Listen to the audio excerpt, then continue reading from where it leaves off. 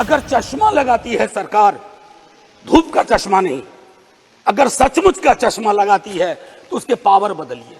पत्थर तोड़ने वाली हमना साहबो गाली भैया, हमना साहबो गाली, वहां से गया से निकल करके वो संसद तक पहुंची। हमारे राष्ट्रीय अध्यक्ष लालू प्रसाद यादव जी, भगवतिया देवी, कई लोग जानते होंगे, पत्थर तोड़ने वाली महिला थी। क्या उसके बाद भगवतिया देवी आ पाई कि गले मिलकर गला दबाने की कोशिश ना हो? Ma'am chairperson, 1 minute. Phoolan Devi आ पाई, वो इसलिए नहीं आ पाई कि हम आपको दोष नहीं देते हैं, हमारी व्यवस्थाएं संवेदन शून्य है। इसको सेलेक्ट कमेटी में भेज करके SC ST और ओबीसी को इनकॉर्पोरेट किया जाए। और ये मैं बार बार दोहरा रहा हूं कि 33% के को एग्जिस्टिंग में मत इनकॉर्पोरेट कीजिए, इट शुड बी सेपरेट। तो समझ में नहीं आ रहा कि 33 के साथ क्या रिश्ता है हमारा? ये 50 क्यों नहीं हो सकता? ये 55 क्यों नहीं हो सकता? आपका पूरा का पूरा वर्ग चरित्र बदल जाएगा। आप नहीं चाहते हैं कि भगवतिया देवी यहां है? हमेशा एक खास सरनेम, मैं तो बार बार कह रहा हूं, इस बात की चर्चा हो रही है कि जातिगत जनगणना पर क्यों ब्लॉक किया जा रहा है। और मैं ये कह रहा हूं, हमारे सीएम नीतीश जी और तेजस्वी जी डिप्टी सीएम, उन्होंने जातिगत सर्वेक्षण कराया।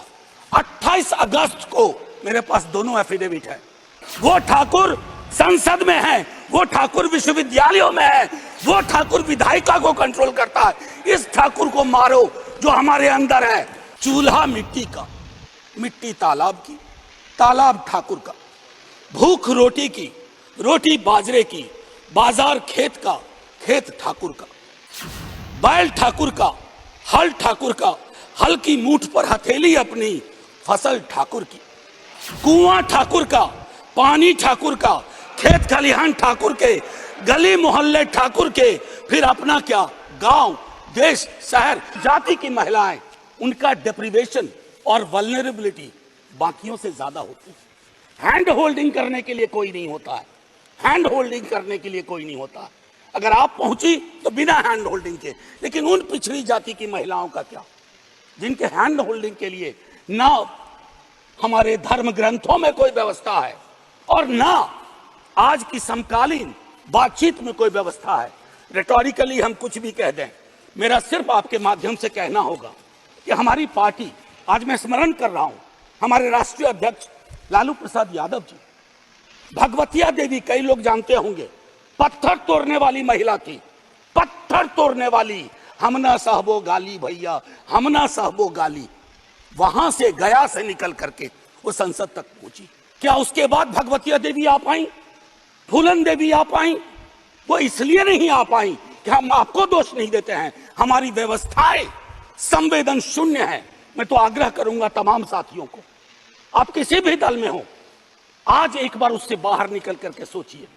ये ऐतिहासिक क्षण सचमुच ऐतिहासिक होगा अगर हमने आज इतिहास को व्यापक कैनवस पर देखा, जो प्रधानमंत्री जी कहते हैं। और प्रधानमंत्री जी की कथनी और करनी में फासला नहीं होना चाहिए। और यह फासला इसलिए नहीं होना चाहिए कि बड़े दूर फासले पे लोग खड़े हैं, अत्यंत पिछड़ी जातियों के लोग। मैडम, आप, अगर आपके माध्यम से मेरी बात पहुंच रही हो, तो आज मैं आग्रह करूंगा तमाम साथियों से, चिंता न करिए दलीय व्हिप की। दलीय व्हिप समाज की व्यवस्था पे भारी होना चाहिए। इसलिए मैंने कहा समर्थन विरोध नहीं, आज भी मौका है। इसको सेलेक्ट कमेटी में भेज करके SC ST और ओबीसी को इनकॉर्पोरेट किया जाए। नहीं, आज हम नहीं करेंगे, हम ऐतिहासिक गुनहगार होंगे। मैं यकीन के साथ कहता हूं, बाहर लोग वॉच कर रहे हैं, कहेंगे कि तुमने क्या किया। ये व्यवस्था ऐसे नहीं बदली जाती है। तो मैं आपसे आग्रह करूंगा आपके माध्यम से कि अपने दायरों से अलग होकर के आप जब ओबीसी की बात करते हैं तो ये रेटोरिक से आगे बढ़ना चाहिए, हमारी चिंताओं में आना चाहिए। ये नहीं होगा कि बाबा साहब भीमराव अंबेडकर को माला भी पहनाए और उनकी बात को आत्मसात न करें। ये जो फर्क हमारे इसमें आ रहा है, इससे कई तरह के विरोधाभास का जन्म हो रहा है। मैडम चेयरपर्सन, मैं आपको कहूं कि कोटा विद इन कोटा की जब हम बात करते हैं, उसमें एक टर्म आता है जो एक अमेरिकन सिविल राइट एक्टिविस्ट ने 89 में दिया, इंटरसेक्शनैलिटी। अब ये इंटरसेक्शनैलिटी को, चूंकि मैं हिंदी में बोल रहा हूं, आज मैंने सुबह इसका अनुवाद बहुत ढूंढा, उसके अनुवाद में एक अनुवाद आया, प्रतिच्छेदन। इंटरसेक्शनैलिटी का मतलब होता है कि हम हर लेयर की एजेंसीज और उसके अंदर की क्या विधाएं हैं, उसके आधार पर अपना चरित्र, अफर्मेटिव एक्शन प्रोग्राम को ये देखना होगा। जो खास करके वंचित समाज की महिलाएं हैं, मैं उनके बारे में कहूं, आपको एक बार अपना नजरिया साफ करना होगा। अगर चश्मा लगाती है सरकार, धूप का चश्मा नहीं, अगर सचमुच का चश्मा लगाती है तो उसके पावर बदलिए, उसको साफ करिए और ये तय करिए कि आज जब हम यहां से उठें तो एक कमिटमेंट दें ओबीसी वर्ग को। और ये मैं बार बार दोहरा रहा हूं कि 33% के को एग्जिस्टिंग में मत इनकॉर्पोरेट कीजिए, इट शुड बी सेपरेट। नई व्यवस्था में नया 33% विदाउट टचिंग एससीज एंड एसटीज, ये करिएगा तो क्रांतिकारी कदम होगा। अक्सर हम लोग अपने प्रिविलेजेस को नहीं देखते हैं। मेरा सरनेम एक प्रिविलेज है, नीरज भाई का सरनेम एक प्रिविलेज है। हमारे सरनेम ने हमें प्रिविलेज दिए हैं। उन सरनेम्स को देखिए जिनके पास ये प्रिविलेज नहीं है। नहीं, ऐसे ही मैं बहुत अच्छा किया। मैं ये कहना चाह रहा हूं मैम चेयरपर्सन, मैं ये कहना चाह रहा हूं कि प्रिविलेज का जो व्याकरण है वो खत्म ही नहीं हो रहा है। मैंने पहले भी सदन में कहा था कि इस देश में शायद there is nothing in name but everything is there in the surname.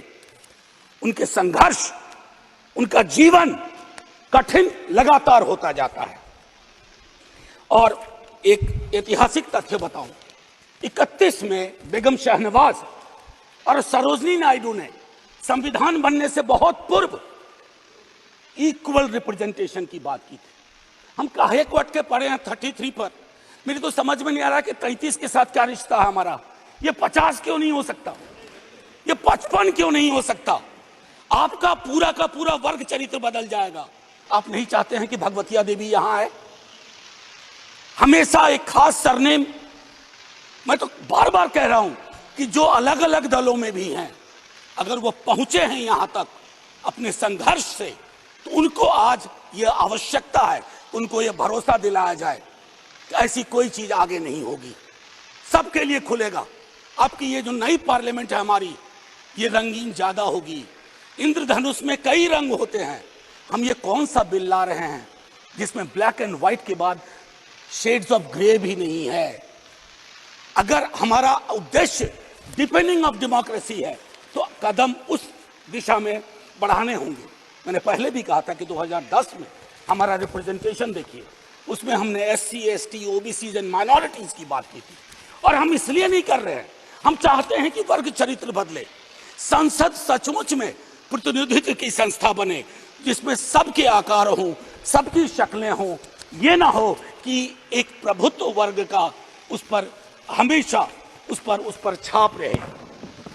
अब मैं कहूं कि अभी जातिगत जनगणना कल शाम के बाद, मैम चेयरपर्सन, अब मैं आपका अटेंशन चाहता हूं। कल शाम के बाद इस देश में लोकसभा में बिल पास हुआ, उससे ज्यादा इस बात की चर्चा हो रही है ओबीसी के साथ नाइंसाफी हुई। इस बात की चर्चा हो रही है कि जातिगत जनगणना पर क्यों ब्लॉक किया जा रहा है। और मैं ये कह रहा हूं, हमारे सीएम नीतीश जी और तेजस्वी जी डिप्टी सीएम, उन्होंने जातिगत सर्वेक्षण कराया। 28 अगस्त को मेरे पास दोनों एफिडेविट है। पहले एफिडेविट कौन लेके गए? सरकार। तुषार मेहता खड़े होते हैं, सॉलिसिटर जनरल, ये कहते हैं कि state government can not do any activity like census और एक्टिविटी अकिन टू सेंसस। लेकिन शाम तक जब अप्रोर होता है, दूसरी एफिडेविट आती है, कहती है गलती से वो पैराग्राफ लग गया था। सरकारें ऐसी गलतियां नहीं करती हैं। ये मानस करवाता है, ये प्रेजुडिस माइंड करवाता है। मैम चेयरपर्सन, बस ज्यादा नहीं लूंगा। मैंने कई संशोधन दिए हैं मैडम चेयरपर्सन, मैंने कई संशोधन दिए। उन संशोधनों पर भी सरकार विचार करे। हाथ जोड़ के कहता हूं, आपका कुछ भी नहीं बिगड़ेगा। हृदय विशाल रखना चाहिए। छोटे मन से, आप ही के बड़े नेता कह गए थे, छोटे मन से कोई बड़ा नहीं होता। कैनवास पे बड़ी लकीर खींचिए। और मैं आखिरी में एक बात कह के खत्म करूंगा कि गले मिलकर गला दबाने की कोशिश ना हो। मैम चेयरपर्सन, 1 मिनट, एक कविता लेके आया था, उसके पहले गले मिलकर गला ना दबाइए, और ये कविता पढ़ के खत्म करूंगा और जय हिंद बोल दूंगा। ये ओम प्रकाश वाल्मीकि जी का है। इसमें जो प्रतीक हैं वो किसी जाति विशेष के लिए नहीं है, क्योंकि हम सब के अंदर एक ठाकुर है जो न्यायालयों में बैठा हुआ है, विश्वविद्यालयों में बैठा हुआ है, संसद की दहलीज को वो चेक करता है। तो कविता कुछ यूं है: चूल्हा मिट्टी का, मिट्टी तालाब की, तालाब ठाकुर का, भूख रोटी की, रोटी बाजरे की, बाजार खेत का, खेत ठाकुर का, बैल ठाकुर का, हल ठाकुर का, हल की मूठ पर हथेली अपनी, फसल ठाकुर की, कुआं ठाकुर का, पानी ठाकुर का, खेत खलिहान ठाकुर के, गली मोहल्ले ठाकुर के, फिर अपना क्या, गांव, देश, शहर। और मैं फिर से क्लैरिफाई करता हूं, वो ठाकुर मैं भी हूं, वो ठाकुर संसद में है, वो ठाकुर विश्वविद्यालयों में है, वो ठाकुर विधायिका को कंट्रोल करता है। इस ठाकुर को मारो जो हमारे अंदर है। जय हिंद मैम, जय हिंद।